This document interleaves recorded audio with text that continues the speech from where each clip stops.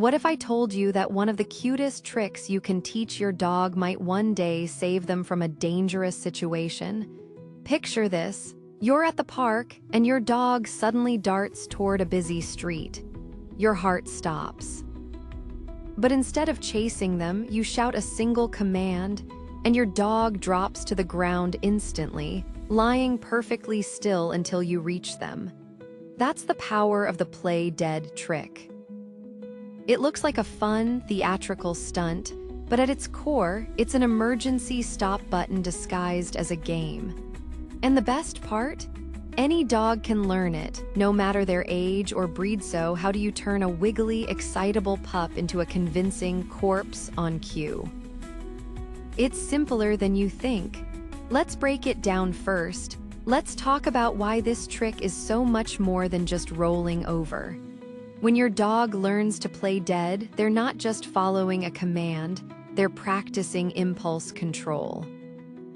They're learning to switch from a state of high energy to complete calm in an instant. That kind of self-control can prevent them from bolting out the door, jumping on guests, or reacting to other dogs. It builds focus, strengthens your bond, and gives you a powerful tool to keep them safe in unpredictable environments. Now, before we jump into the training steps, there's one thing you absolutely need: high-value treats. I'm talking about something your dog goes crazy for: small, soft, and irresistible. This isn't the time for dry kibble. You want their full attention, and the right reward makes all the difference. Also, pick a quiet room with few distractions. You're not just teaching a trick, you're building a new behavior from scratch, and that requires focus. Ready?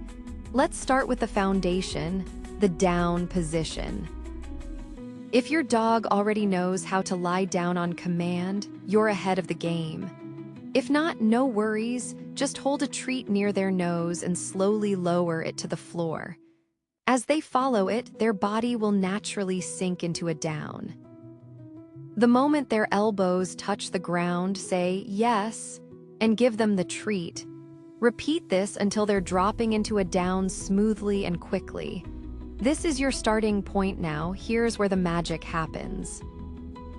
With your dog in the down position, take a new treat and hold it near their shoulder, the side opposite their head. Slowly guide their nose toward their hip, encouraging them to roll onto their side. Don't rush this. The goal is a gentle, natural roll.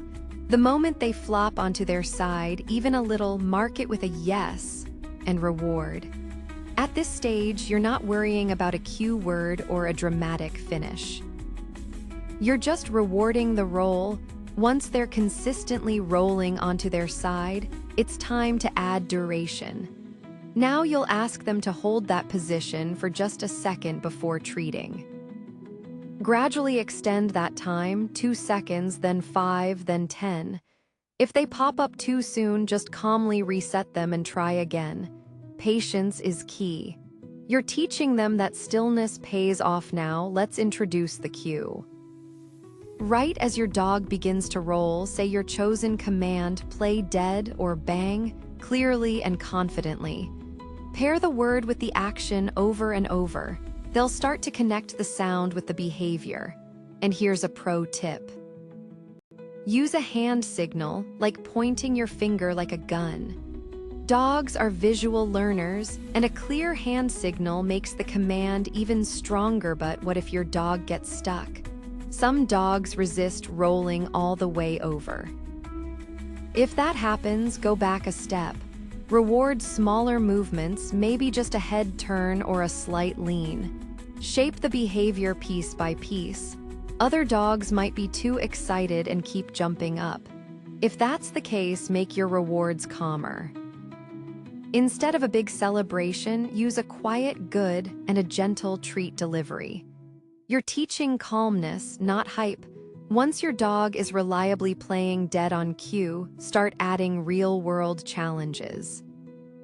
Practice in different rooms, then in the backyard, then during a walk. Introduce mild distractions, like a toy on the floor or someone walking by. If they succeed, jackpot them with multiple treats. If they fail, reduce the distraction and try again. This is how you proof the behavior, ensuring it works when it really matters. And here's the secret most trainers don't mention: the finish.